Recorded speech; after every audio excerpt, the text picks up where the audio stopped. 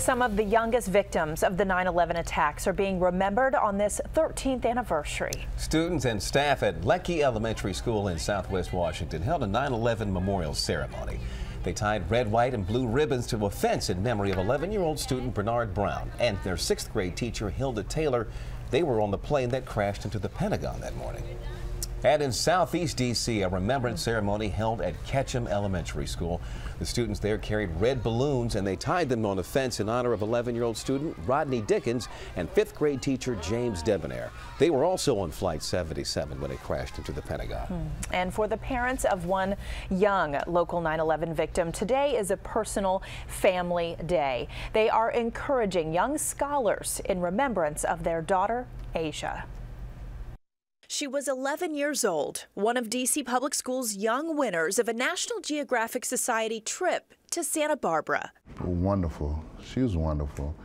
She was a daddy's girl. Asia's flight hit the Pentagon on September 11th. And her name came across the TV screen. That's how I actually found out. Though devastated, Michelle and Clifton Cottom were struck by the outpouring of generosity from all over the world. $1,100 from a donor, 11 cents from youngsters. They decided to use the money to start a scholarship fund. We allow other children to have the dream that Asia couldn't fulfill. We live vicariously through the scholars that we award money to. The Cottoms continue to raise money, writing a book about their daughter and their experience. The Asia Cottom Fund has awarded more than 80 scholarships. The Cottoms are sure people will never forget that day. It'll never die down. We always have y'all to help us to keep it going.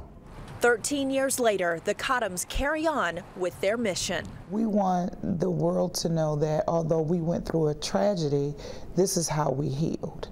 This is how we give back.